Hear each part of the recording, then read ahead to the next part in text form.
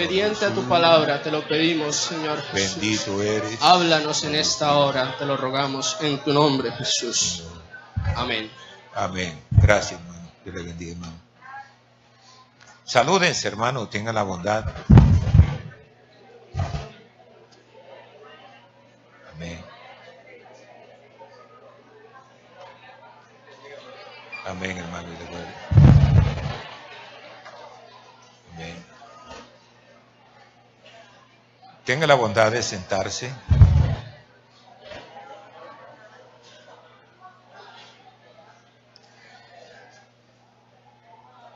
Quisiera tener este plan, esta meditación, y lo he titulado El credo de la iglesia primitiva. El credo de la iglesia primitiva.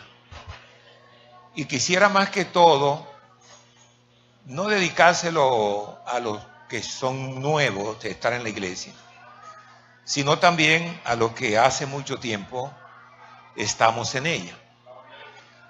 Pero sucede que es posible que un hermano tiene el deseo de explicarle con esta confusión que hay de tanta proliferación de iglesias, que lo hay casi en muchos garajes y de todo tipo.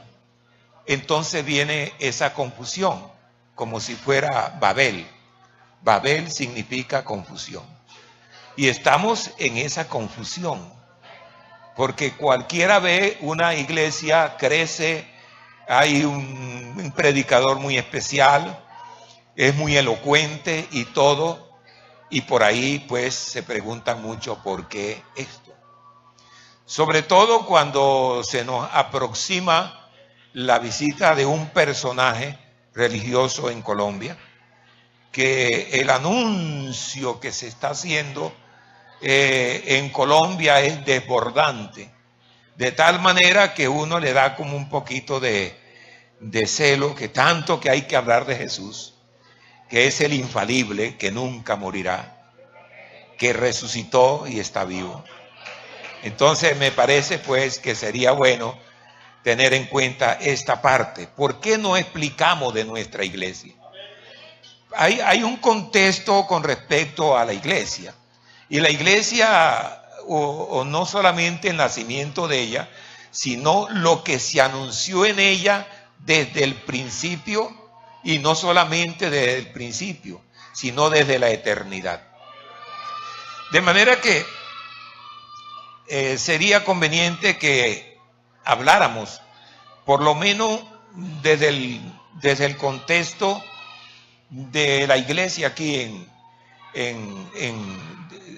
cuando comenzó la iglesia en Jerusalén, cuando comenzó la iglesia en sí. Si nosotros miramos, si usted por ejemplo quiere hablar del principio de la iglesia, tendrá que hablar del Señor, de lo que Él decía, de lo que Él anunció. Por ejemplo, en San Mateo, capítulo 16, el verso 18, usted puede decir, bueno, Jesús sin que ya existiera la iglesia, lo anunció. Por ejemplo, Él decía, y yo también te digo que tú eres Pedro, y sobre esta roca edificaré mi iglesia, y las puertas del Hades no prevalecerán contra ella. Habló de la iglesia, pero todavía la iglesia no había sido edificada, porque los discípulos hablaban de una edificación, y cuando Él le dice, yo te digo, tú eres Pedro, y sobre esta roca edificaré mi iglesia. La iglesia no fue edificada sobre Pedro, porque Pedro era la palabra Pedro significa Petra, que quiere decir piedra pequeña. De manera que fue sobre esta roca, estaba hablando de Cristo, porque la Biblia hablaba y la roca era Cristo. La roca era Cristo. Entonces ese es el fundamento. principal que debemos de tener. Usted que comienza y quiere explicarle a su familia, comience por este versículo. Mire cómo anunció, mire mamá, papá, mis hermanos.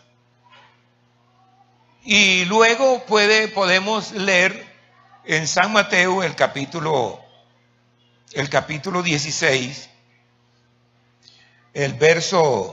hablamos del 16, verso 18, y vamos ahora al 18, verso 17. 18, verso 17. Un versículo antes, a ver. Un versículo antes más, otro, ¿no? El 15, por ejemplo.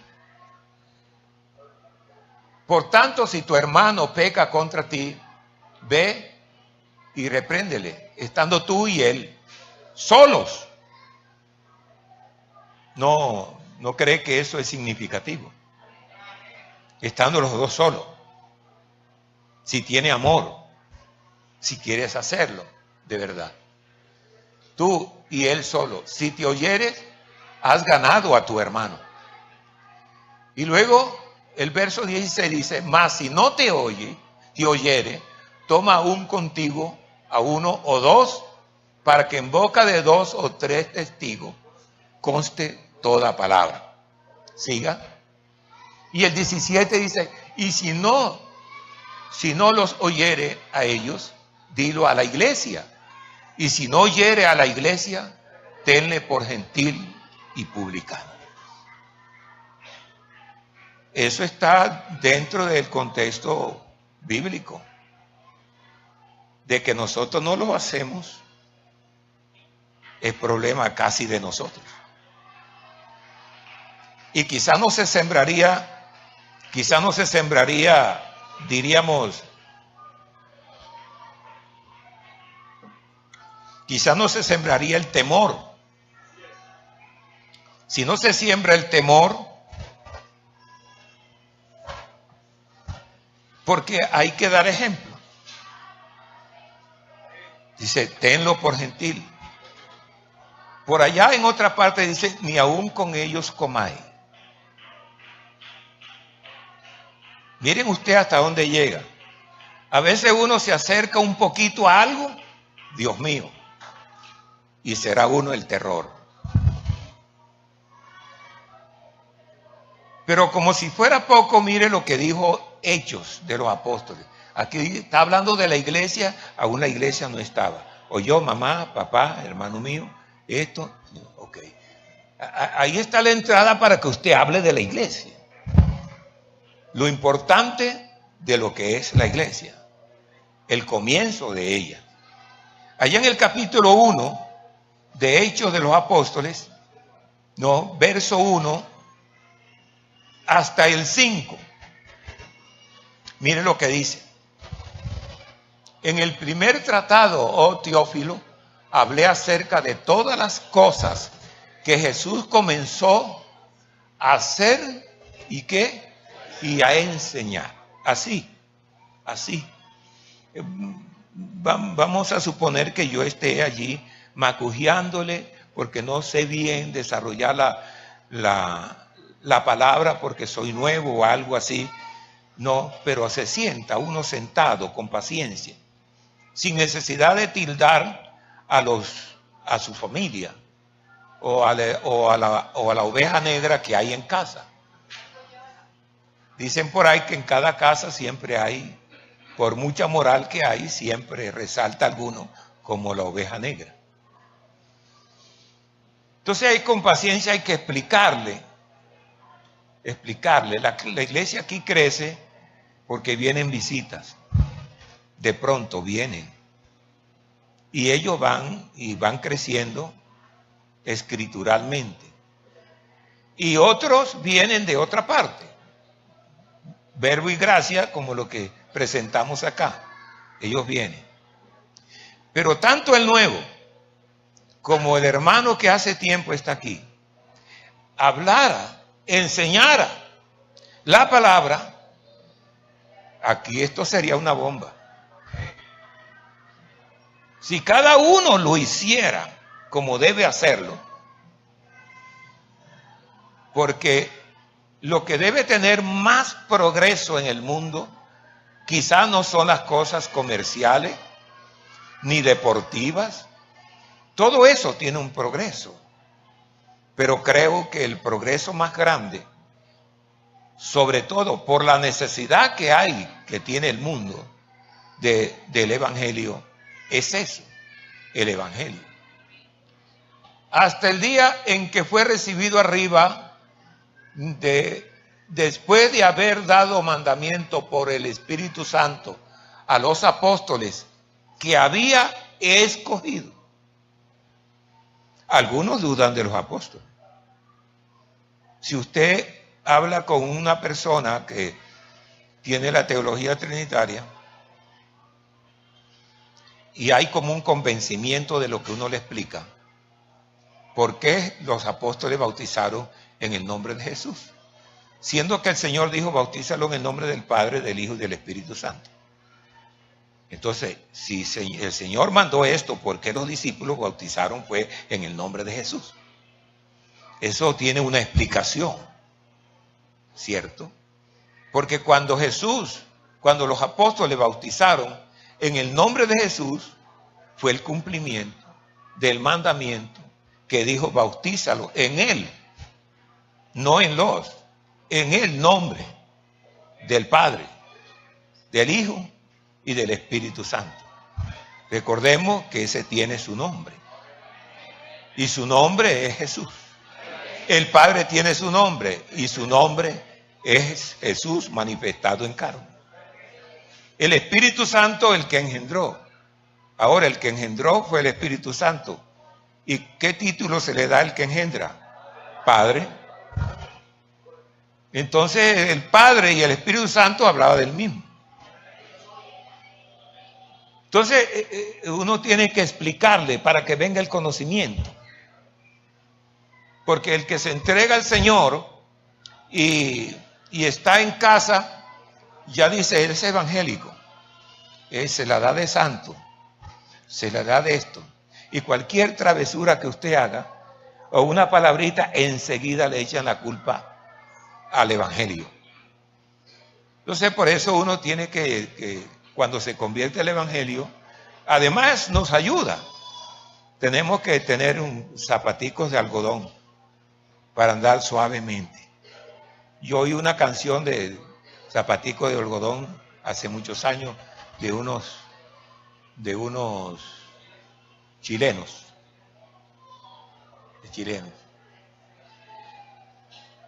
Dice el verso 3, versículo 3.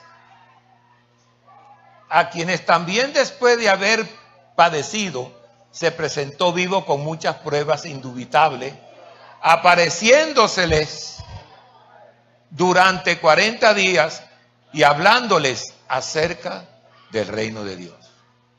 Y el verso 4, y estando juntos, les mandó que no se fueran de Jerusalén. Es una orden de Dios, una orden del Señor, que no se fueran de Jerusalén, sino que esperasen la promesa del Padre, la cual le dijo, oíste de mí. Vamos por un principio y mire cómo nacen las cosas, para que tanto las personas nuevas que tienen ese amor, esa sed de hablar, lo puedan hacer con libertad y puedan explicarle. Así ordenadamente se le da los versículos. Y dice el verso 5, porque Juan ciertamente bautizó con agua, mas vosotros seréis bautizados con el Espíritu Santo dentro de no muchos días. Pero entonces, en esos días llegó. Y miren ustedes lo que dice el capítulo 1, el capítulo 2, verso 1. No voy a leer todos esos versículos porque demandaría mucho tiempo. Y dice, cuando llegó el día de Pentecostés, estaban todos unánimes, juntos, todos juntos.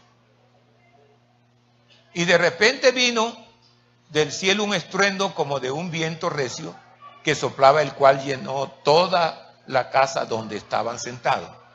No quise leerlo a otra parte cuando Cristo ascendió. Cristo ascendió cuando le dio la orden. Cuando le dio la orden, todos los ángeles miraron y dijeron: ¿por qué estáis mirando al cielo? Este Jesús que vosotros veis ir al cielo, así vendrá. Es decir, ese fue un principio extraordinario que no lo podemos negar.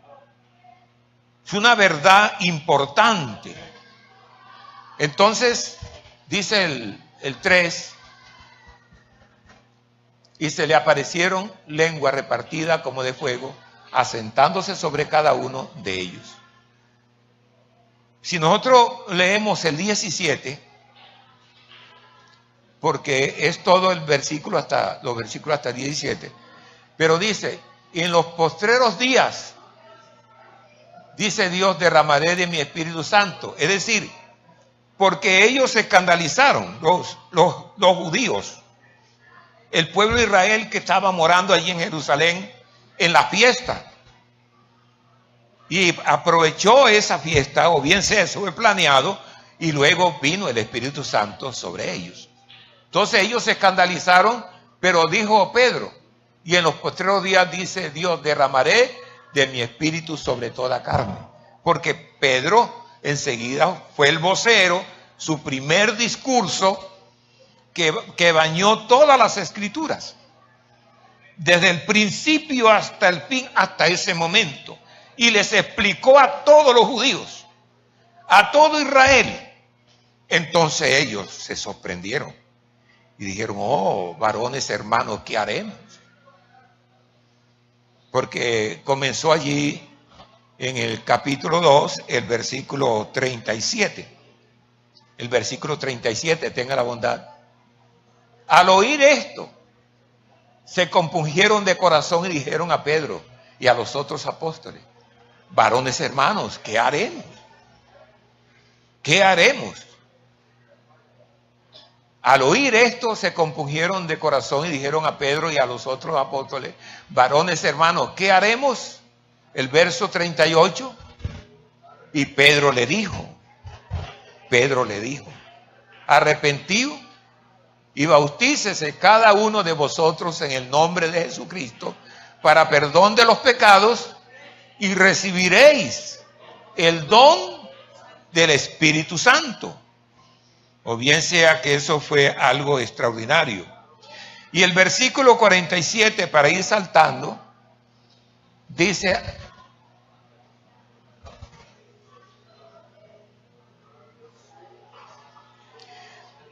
y que alabando a Dios, bueno, pongamos el 46 para buscarle, y perseverando unánimes cada día en el templo, y partiendo el pan en las casas, comían juntos con alegría y sencillez de corazón, y alabando a Dios, y teniendo favor con todo el pueblo, y el Señor añadía cada día a la iglesia los que habían de ser salvos.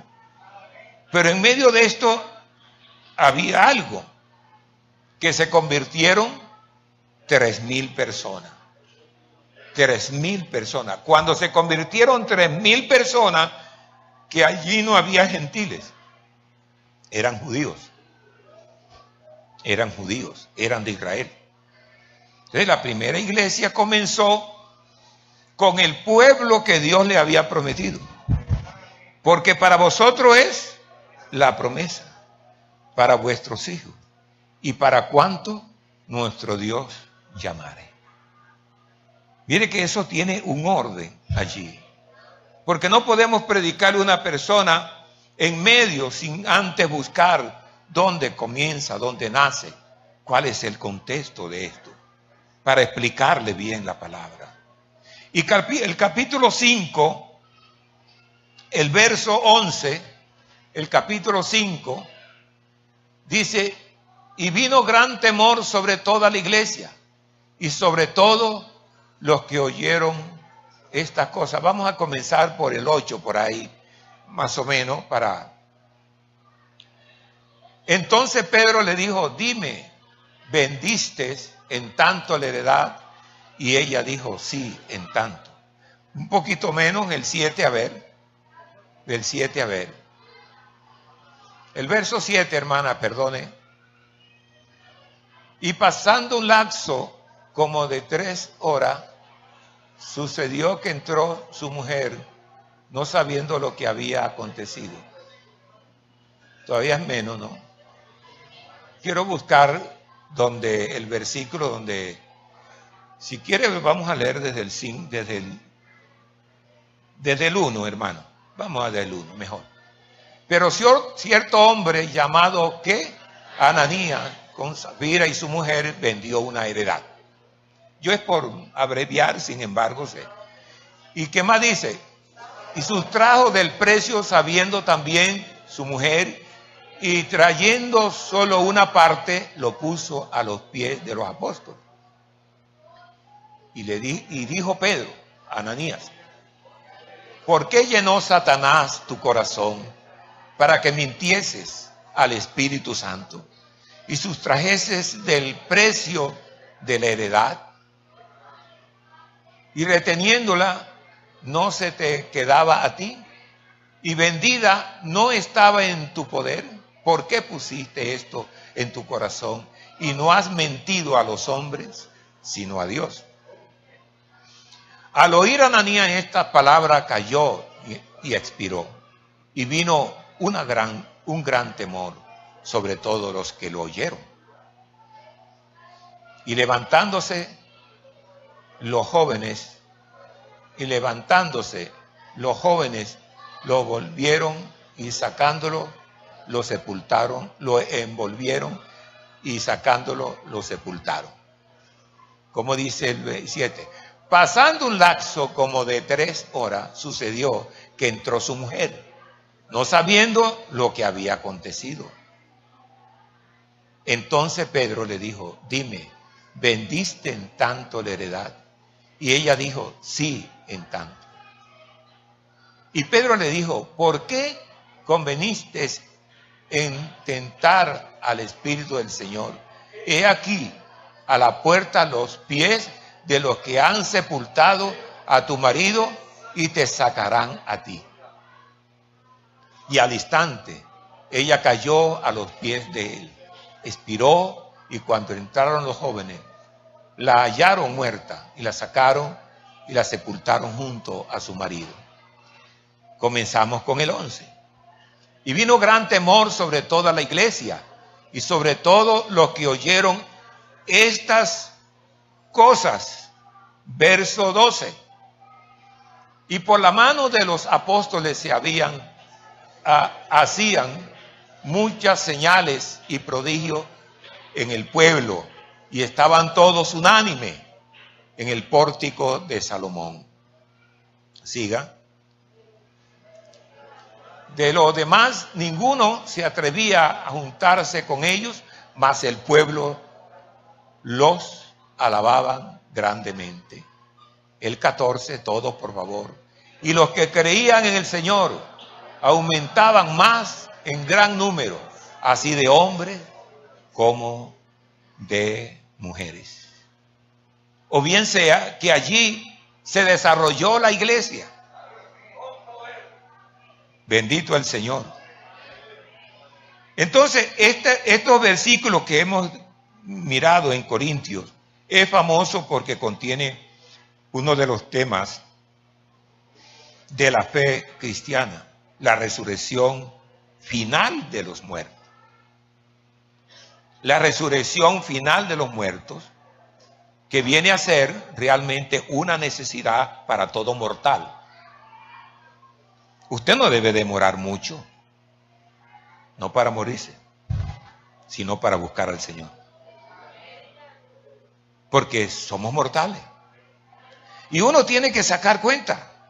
Y uno tiene que decir, bueno, pero yo ¿por qué tengo que luchar para buscar de verdad al Señor? No voy a decir la palabra para ser bautizado, porque de eso no se trata, bautizarse por bautizarse.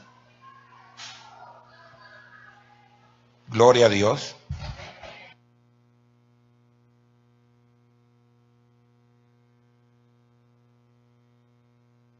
Por bautizarse, no se trata de eso.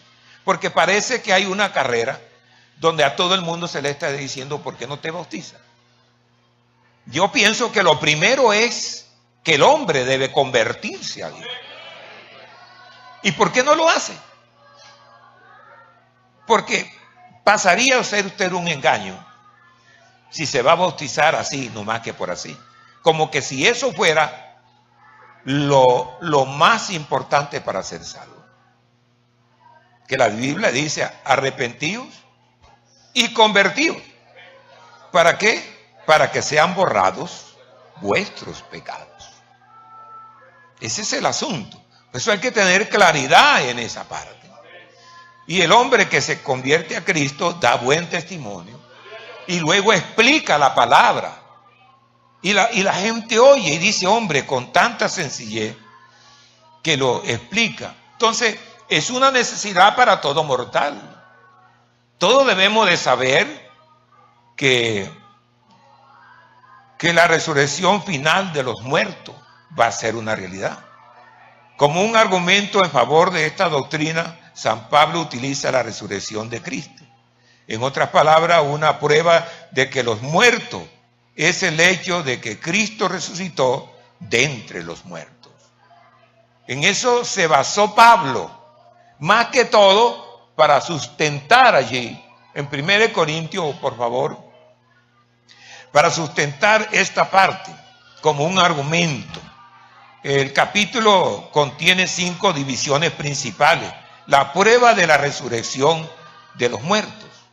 Capítulo 1 Corintios, capítulo 1. Capítulo 1, el verso 11. El verso 11. No, dice, porque he sido informado acerca de vosotros, hermanos míos, por lo que, Chloe, que hay entre vosotros contiendas. Y entonces dice el verso 12, quiero decir que cada uno de vosotros dice, yo soy de Pablo, y yo de Apolo, yo de Cefa, y yo de Cristo. Y yo de Cristo. ¿Acaso está dividido Cristo? ¿Fue crucificado Pablo por vosotros? ¿O fuisteis bautizado en el nombre de Pablo? Tenemos que tener esa claridad en nuestra mente. Nosotros debemos de saber, como dijo Pablo una vez, yo sé en quién he creído. Y qué bueno tener eso dentro de nuestra vida. Bueno, uno oye personas, uno está haciendo algo, parece que no me gusta perder mucho el tiempo. Hay que esperar algo.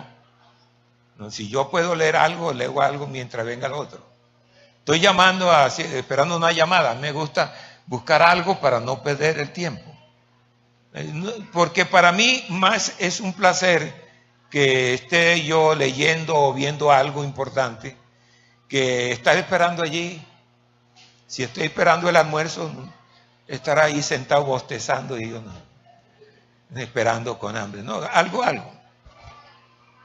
Pero yo oí un hombre especialista que decía, cuando viene la tensión del hombre, cuando viene ese que está tensionado y preocupado, que ve las cosas terribles, está asustado, cuando ve que hubo un convencimiento que no va a suceder nada, entonces debe pensarlo, ya está fresco, calmado. Hay otros que no, hay otros que matan el tigre, le tienen miedo al cuero.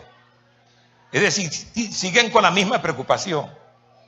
¿Qué pasa? Que llega a ser más la preocupación, la atención del hombre por no pensar. ¿Por qué no pensamos si aquello llegó? ¿Y por qué no pensamos más bien en que no va a ser permanente? Para que tenga paz y tenga tranquilidad. Porque debe saber las cosas. Lo mismo es en el reino de los cielos. El hombre no debe estar preocupado o debe estar asustado porque Cristo va a venir o porque va a partir y de pronto está en peligro su resurrección. Claro que de todas maneras va a haber una resurrección, porque nadie escapará delante del tribunal de Cristo. Nadie escapará. Entonces, ¿por qué? Entonces tiene que pensar. Tiene más valor lo que pensamos y analizamos. Si yo analizo de que debo hacer así, de esta y esta manera para no encontrarme con ese espanto. Y de verdad que habría paz, habrá tranquilidad, porque voy a hacer lo correcto para que no me suceda lo otro, en cualquier campo de la vida. Y lo mismo es en el reino de los cielos.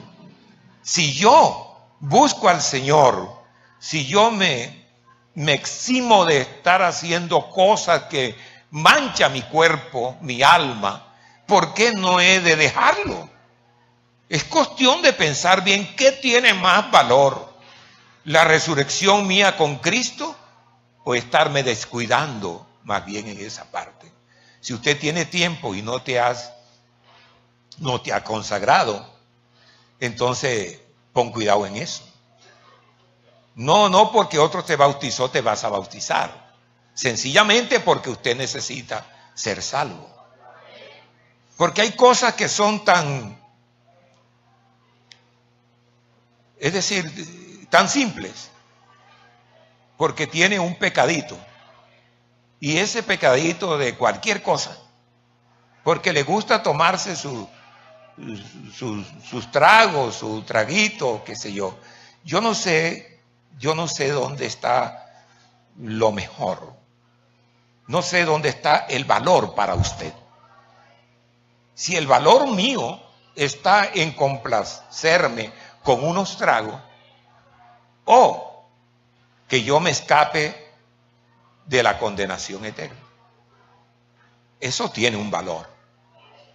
Y es cuestión de ser uno, de buscar la templanza en la vida. Entonces, la importancia de la resurrección. Verso 12 y 19. Hasta el 19. La importancia de la resurrección. Dice el verso 12. Ay, bolita, que me tienes. Quiero decirte que cada uno de vosotros, dice, yo soy de Pablo, y yo de Apolos, y yo de Cefas, y yo de Cristo. Sigamos.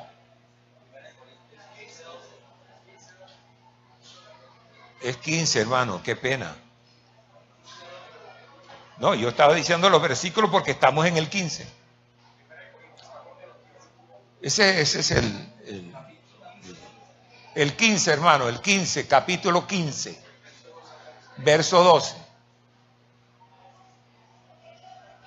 Pero si se predica de que Cristo, que resucitó de los muertos, pero si se predica de Cristo que resucitó de los muertos, ¿cómo dicen algunos entre vosotros que no hay resurrección de muertos? Porque si no hay resurrección de muertos, tampoco Cristo resucitó. Entonces mire usted la importancia que debemos nosotros tener, porque este es el capítulo clave. Y si Cristo no resucitó, vana es entonces nuestra predicación. Vana sería esto. ¿Cuánta predicación se oye? Pero si Cristo no resucitó, entonces, ¿para qué predicamos? Si esa es la médula del asunto. Si Cristo no resucitó, vana entonces nuestra predicación. Vana es también vuestra fe. ¿A quién tiene fe? Es pues la fe, la certeza de lo que se espera, la convicción de lo que no se ve. Eso esperamos. Y si Cristo no resucitó, vana entonces nuestra fe. Perdón, el 15. El 15. Y somos hallados falsos testigos de Dios. Si eso no es así, entonces los 58 años que tengo yo de estar en el Evangelio, ¿qué se hicieron? Durar 88 años hasta la presente, sin salida, permanente, es porque algo hay. Hay una fuerza que nos ayudará a ser fieles. No te afanes tanto por lo que se hace por allá y por acá y vamos corriendo atrás de algunas cosas. Bueno asistir a los programas que hace el distrito, que hacen todo el Señor. Todo es muy bueno. Pero eso no te justifica a ti. Lo que te justifica a ti es que está dentro, centrado en Cristo. Si somos hallados falsos testigos de Dios, porque hemos testificado de Dios, que Él resucitó, porque hemos testificado de Dios, que Él resucitó a Cristo, al cual no resucitó, si en verdad los muertos no resucitan. Y el versículo, porque si los muertos no resucitan, tampoco Cristo resucitó. ¿Cierto? Sigamos. Y si Cristo no resucitó, vuestra fe es vana. No es estar por la iglesia por estar en la iglesia. No es que me gustó la iglesia porque cantan y porque cantamos, porque esto. Qué bonito, ¿no? Hay cosas que son bonitas. Pero quizás hay que hacer una diferencia. Si Cristo no resucitó, vuestra fe es vana. Aún estáis en vuestros pecados. Aún estáis. Y si Cristo no resucitó, vuestra fe es vana, aún estáis en vuestros pecados. El 18, por favor. Entonces también los que durmieron en Cristo perecieron. Entonces también los que durmieron en Cristo perecieron. 19. Y si en esta vida solamente esperamos en Cristo, es decir, si en esta vida solamente esperamos en Cristo para que nos dé lo que pidamos, para que nos dé esto, para que nos dé las cosas materiales, ¿no? Si en esta vida solamente esperamos en Cristo, somos los más dignos de conmiseración de todos los hombres. Ese somos demasiado pobres. Mas ahora Cristo ha resucitado de los muertos. Primicia de los que durmieron es hecho. Bendito el Señor. O bien sea, los resultados de la resurrección, verso 20 hasta el 34. Pero vamos a leer el verso 34 porque ya leímos el 20. ¿Cómo dice el verso 34 de este mismo capítulo? Velad debidamente y no pequéis, porque algunos no conocen a Dios. Para vergüenza vuestra lo digo. Para algunos que tenían años de estar allí, a pesar de haber estado en todos los cultos de toda su vida. A pesar de todo eso, dice, algunos, para vergüenza vuestra lo digo. Dice, porque algunos no conocen a Dios. Para vergüenza vuestra lo digo.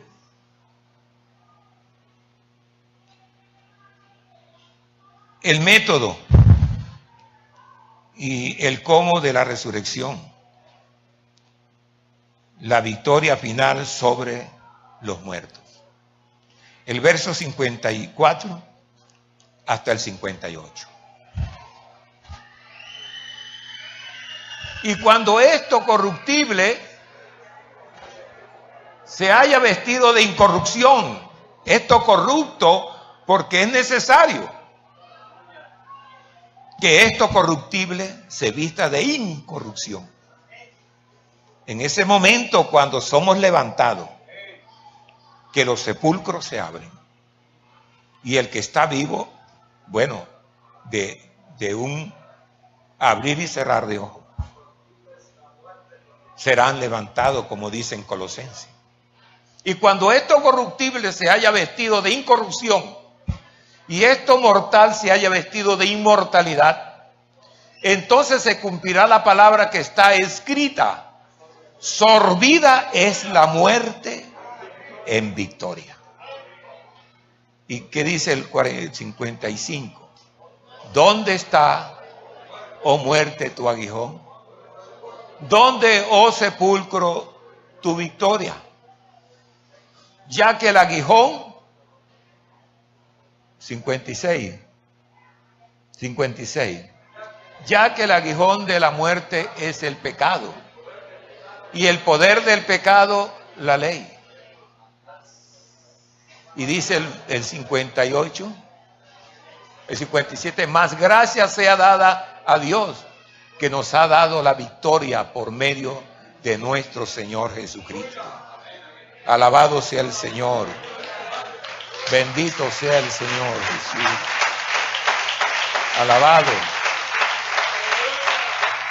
Y dice además, así que hermanos míos, amados, está firme y constante, creciendo en la obra del Señor siempre.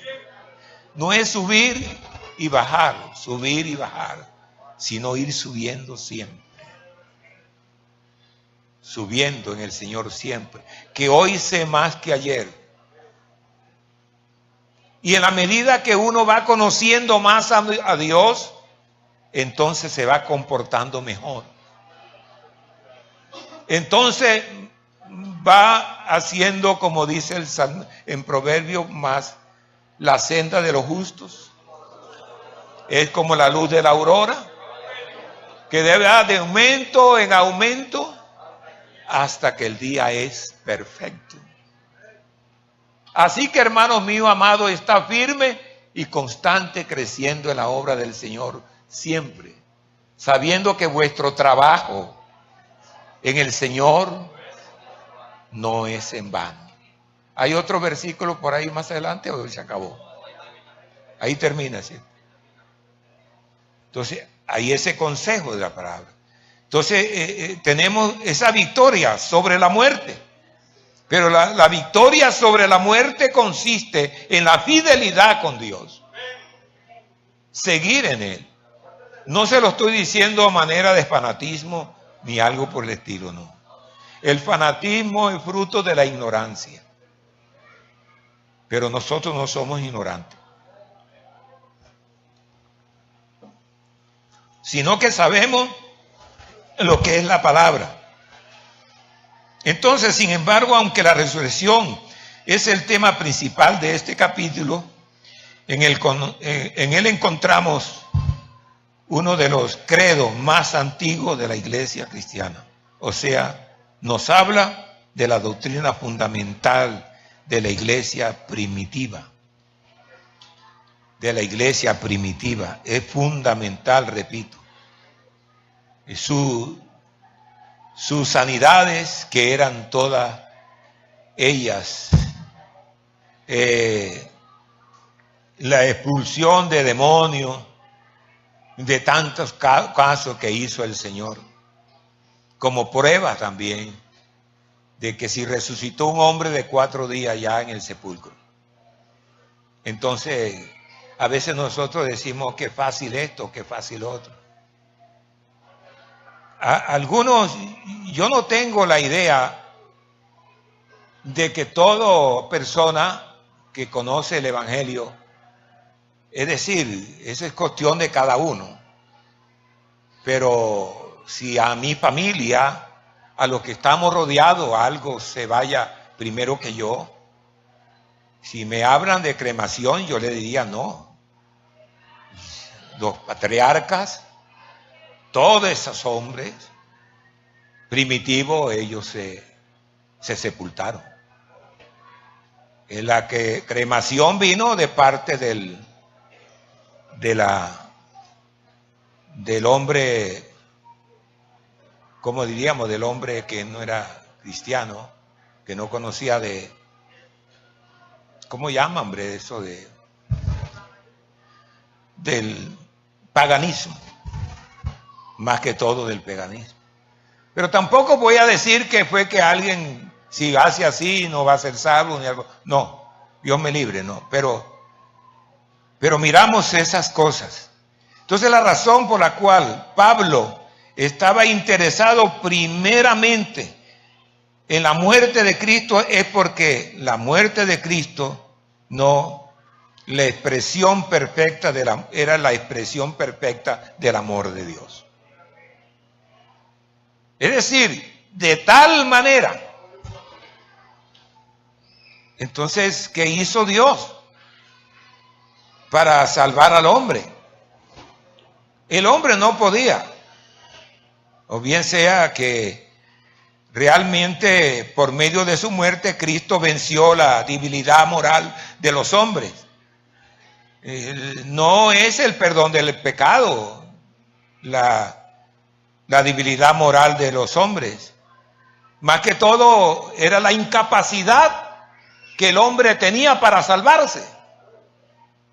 Por eso es lo que él hizo, que vino esa obra de misericordia, de piedad, para modo de salvar al hombre. Entonces el hombre no podía salvarse porque era incapaz. Por cuanto un hombre murió, el pecado pasó a todos los hombres, por cuanto todos pecaron y todos quedaron destituidos de la gloria de Dios.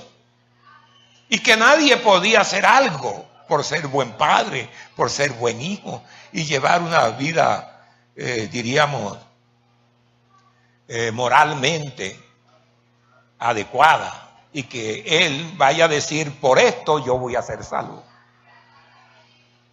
Porque la Biblia dice una palabra dura, fuerte. Dice que lo bueno del hombre es como trapo de inmundicia. Ahora usted me va a decir, ¿qué es trapo de inmundicia? Se lo digo personal si me lo pregunta por ahí.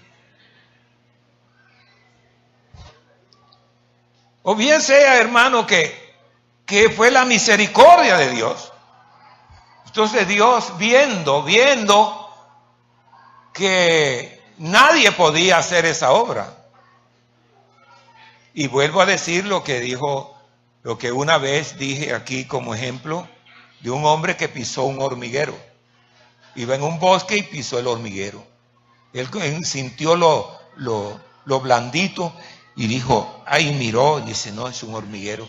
Unas se murieron, otras estaban heridas, otras corriendo, rabiosas. Pero se pudo a pensar, hombre, de todas maneras maté tantas hormigas. ¿Qué hago yo, hombre, para decirle a ellos que me perdonen, que fue esto?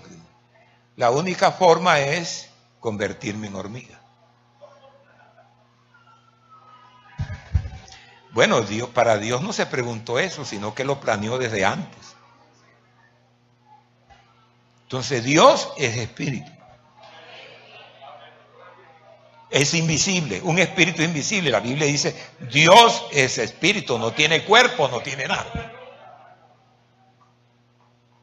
Y tampoco era familia del hombre. Y el que tenía que redimir, tenía que ser pariente para redimir al pariente. Y Dios no era pariente del hombre, ni tampoco papá del hombre. Porque nadie puede decir, es decir, esa palabra de decir, todos somos hijos de Dios, eso no es cierto. Todos somos criaturas de Dios. Pero para ser hijo de Dios hay que nacer de Dios. Y para nacer de Dios es oír la palabra.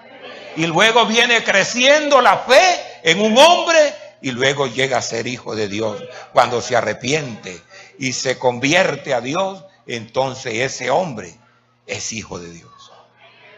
A lo suyo vino, amén. A lo suyo vino y los suyos no le recibieron.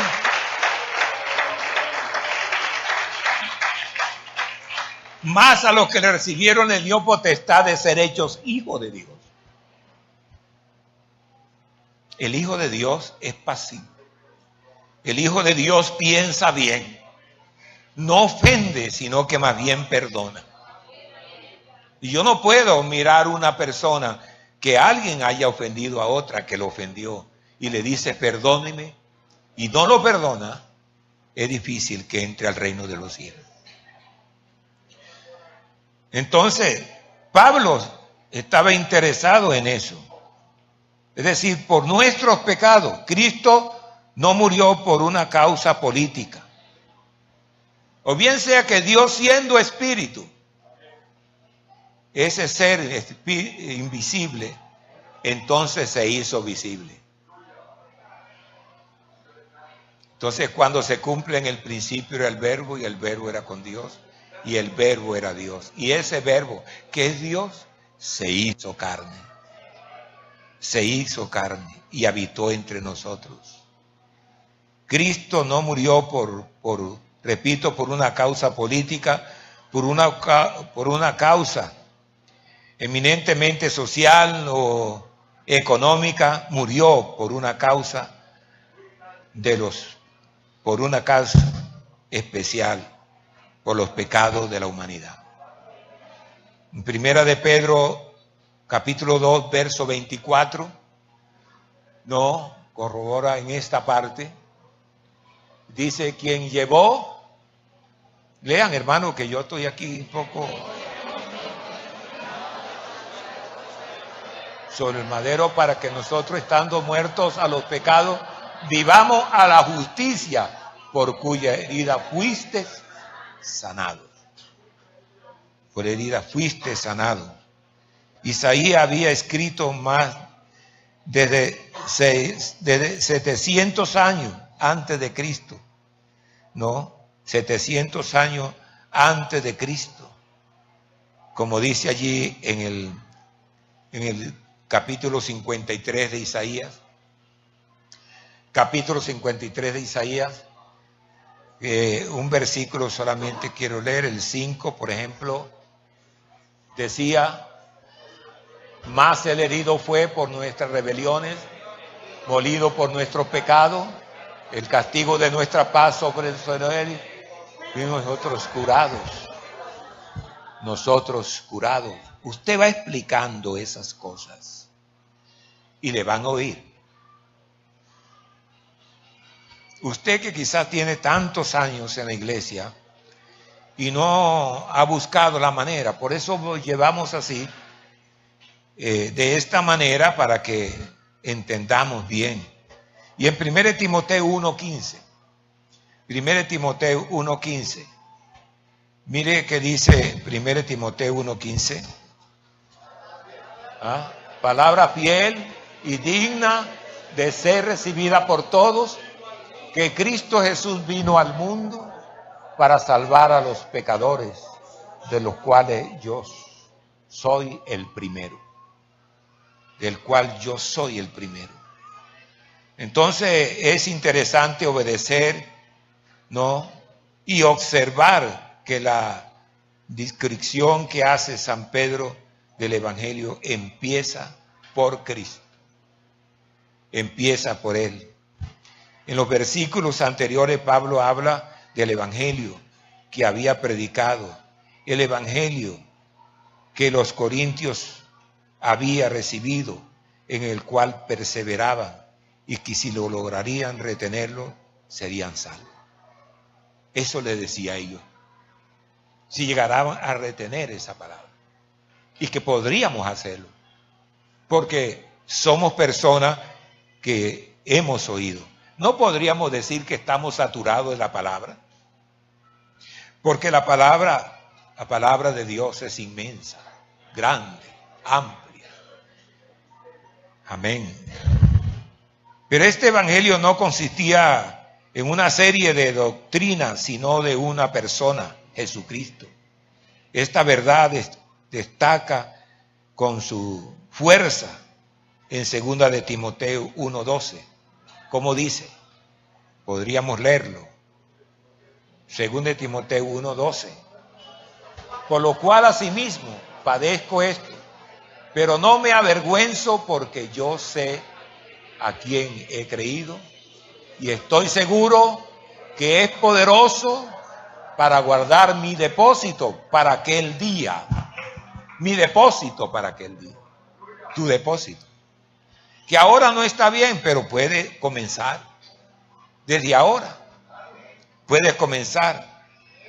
No, en este texto Pablo nos habla de una doctrina en la cual había creído, sino en una persona. En una persona. Qué triste es cuando la gente abraza una iglesia y se hace miembro de ella simplemente porque le atrae pues la elocuencia del predicador o por cualquier otra cosa. No es saludable, pero sí tener una experiencia personal definida con Cristo.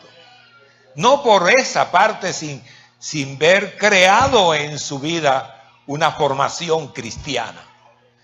Sin antes saber que es salvo. No porque me guste por allá o que me guste por acá, sino porque hay una firmeza, esa parte de esa parte de pertenencia. Una persona nació aquí en el Evangelio, escuchó el Evangelio. ¿Qué puede pasar para yo estar volando? Si en todas partes que vayamos somos seres humanos. Si en todas partes hay problemas. Si aquí tengo la oportunidad para perdonar, en otra parte también tengo la oportunidad. Es la misma oportunidad que debe tener la persona.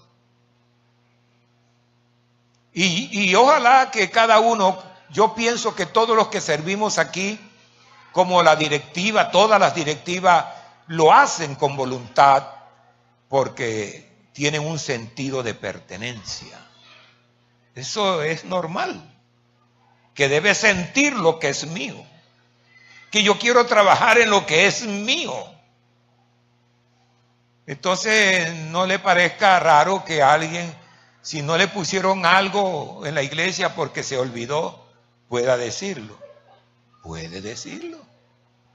Si es su iglesia, si ha sido por mucho tiempo en ella, ¿por qué no puede acercarse al pastor y decirle, hermano, es que uno es de carne y hueso, se le olvida, todo se nos olvida? ¿Y por qué ellos estén jóvenes creen que no se le olvida? También.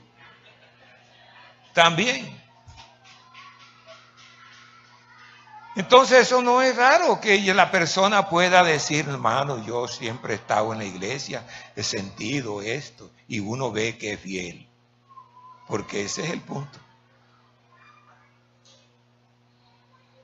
Porque sabe pues que puede levantar sus manos y que puede corregirse, y que ese es lo que uno quiere. Eso es lo que uno quiere. Que le atrae ciertas enseñanzas, no es el caso.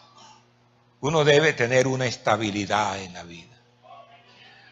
Porque todos que estamos aquí no nos puede caer gordo alguien. No nos puede quedar esto, que no me gustó. Un día de esto oí el hermano Álvaro decir, enseñando a los pastores, que eso que alguien diga que es que no me gusta esto o que no me gusta lo otro. ¿Quién ha dicho eso? El cristiano debe luchar y tener esa capacidad de fidelidad en la vida. Por lo menos eso he querido hacer siempre. Cuando decimos eso. A los Corintios Pablo le escribió algo parecido, ¿no? En 1 Corintios 1, 2, verso 2. Bueno, ahí hay otro 2, no sé si será 22. Pero Pablo podía haber hablado sobre muchos aspectos importantes de la persona, el ministro de Cristo, como por ejemplo, Pero él se dedicó a eso, a enseñar esa parte. Su nacimiento virginal, pudo haber hablado de eso. Su infancia de Cristo que nació con sabiduría. Su enseñanza que consistía en la vida eterna. Él ha podido ver pudo verse detenido en esa parte, pero él fue franco. Conforme él predicó con respecto a la verdad de la resurrección, a la verdad del convertimiento, a la verdad de la fidelidad, él predicó y enseñó. Y todo lo hizo conforme a las Escrituras. Ese no se brincó, no saltó. Para el apóstol, la muerte de Cristo no fue accidental. No se debió simplemente a la maldad de sus enemigos, no. Fue el cumplimiento de un plan que desde la eternidad Dios preparó. Fue así como lo entendieron los autores del Nuevo Testamento. En Primera de Pedro, por ejemplo, verso 18 al 20. Conforme a las Escrituras, conforme a la palabra. Eso olvídese de que hay profetas por aquí, que profetas que me dijeron por allá, que para allá es una señal, que en un palo hay una imagen, que esto, que lo otro, que para allá y que para acá. Debemos de leer lo que dijo Pablo, pues estoy seguro. ¿Oyó? Estoy seguro de esa palabra.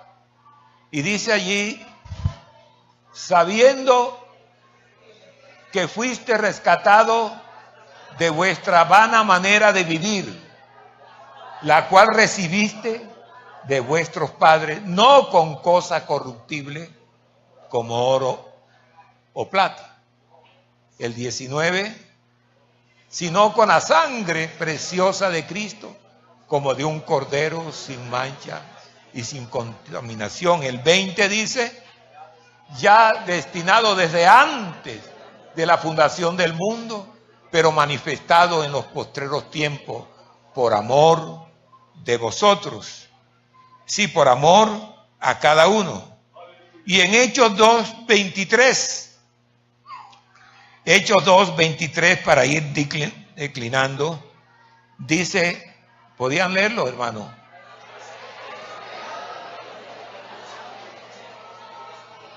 Conocimiento de Dios diste y mataste por mano de inicuos, crucificándole, conforme a la Escritura, porque fue dicho, entre otros aquí en Isaías, que hemos leído, como dice en Isaías, fue dicho. Y fue sepultado, el versículo 4 del 15. ¿Cómo dice el versículo 4 de 1 Corintios? 1 Corintios. Y que fue sepultado, que resucitó al tercer día. ¿Conforme a qué? Conforme a las Escrituras. Es conforme a ella. No hable nada si no es conforme a esa verdad. Debe de ubicar a la gente conforme a las Escrituras.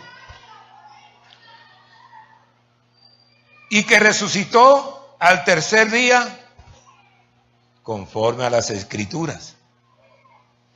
El Antiguo Testamento, además de la muerte de Cristo, se profetizó de su resurrección. En el Salmo 16:10, no, anunció. ¿Cómo dice? 16:10. Por favor, porque no dejarás mi alma en el Seol, ni que permitirás que tu santo vea corrupción. En Oseas 6:2, Oseas 6:2, ¿cómo dice? No dará vida después de 2 días, en el tercer día nos resucitará y viviremos delante de él. Desde entonces, se ha dicho esta parte. De manera que todo el credo de la iglesia primitiva no solo era cristocéntrico, sino también bíblico-céntrico. Es decir, no podemos quitarnos. El centro es Cristo, el centro es la palabra, las escrituras, conforme a la Biblia y conforme a Cristo. No, a veces muchos evangelizamos de casa, por aquí, por allá. De pronto, si hay una palabra, si hay algo que usted no sabe, diga, yo averiguo. Y después le digo. No vaya así al rompe. Oiga, ¿será así? Tan.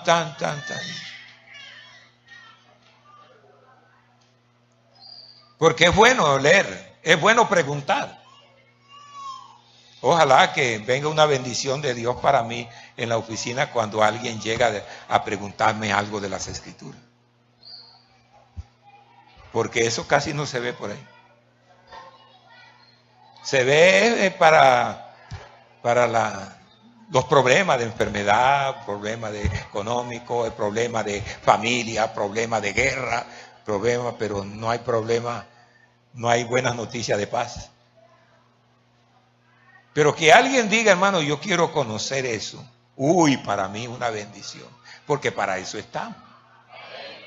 Bueno, también estamos para lo otro. Pero que ojalá sea equitativo, ¿no? Quiero conocer, yo quiero explicarle a mi familia algo, pero tengo este problema, ¿cómo hago?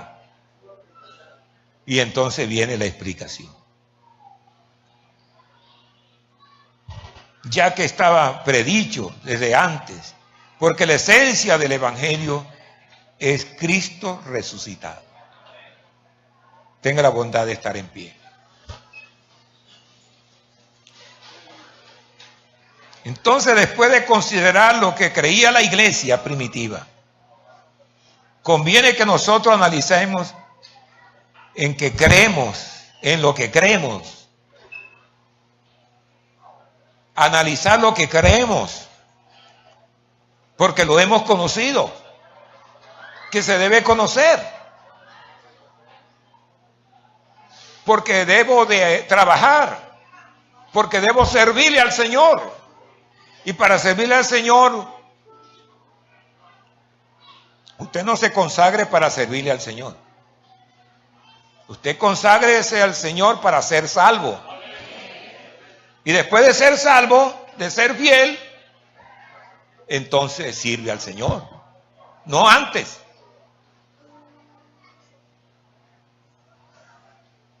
Algunos desean ser pastor. Yo quiero ser pastor. Pero ni siquiera conoce de la palabra. Ni siquiera conoce pues lo que es la santidad. Ni siquiera conoce esas cosas. Que yo quiero hacer esto, porque le nace, cree que quiere hacerlo. Porque para hacer algo hay mucha tela que cortar. Pero para uno ser siervo de Dios, que debe sentir eso, porque sería además ser egoísta que una persona, él le gustó el evangelio, pero que no se lo enseña a nadie. Ni siquiera a su familia, pero no se mueve en conocer.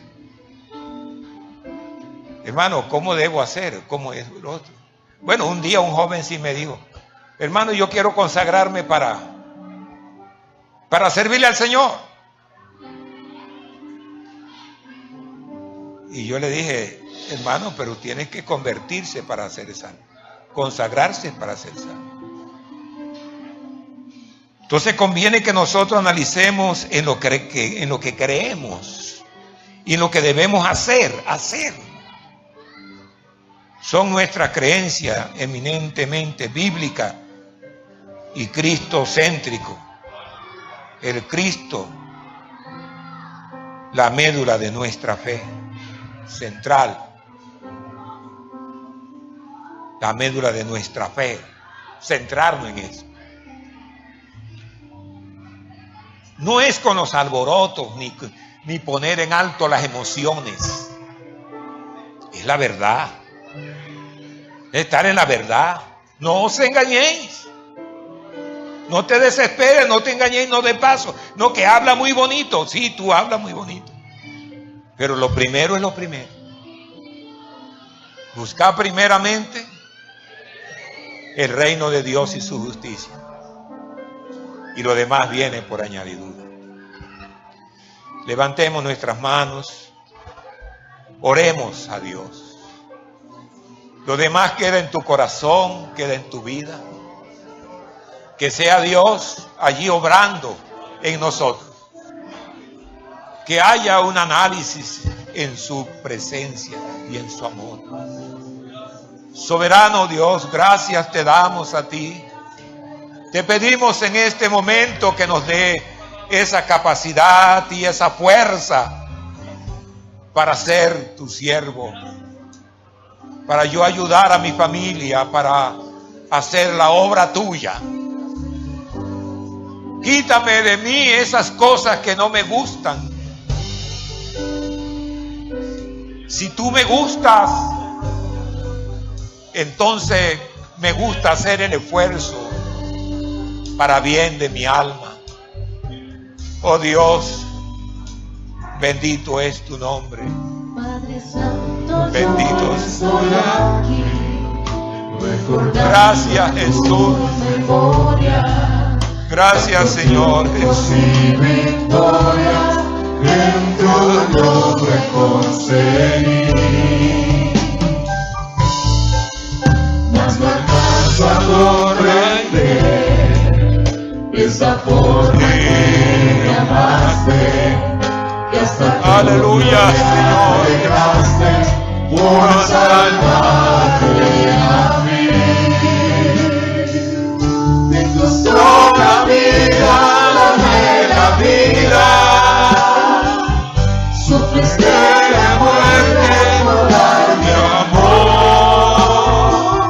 Por tus llaves sanaron mis heridas. Oh, Y le sí. diste gozo a mi corazón. Tornaste mi llanto en alegría. Pusiste en mi boca nueva canción. Corona de gloria no merecía, pero tú me diste la salvación. Dale un aplauso al Señor con todo tu corazón, con toda tu alma, en su nombre santo. Amén, amén. Amén. Dios le bendiga, hermanos. Salúdense. La paz de Cristo sea con todos. Salúdense, por favor. Y esta tarde tenemos el culto de evangelismo.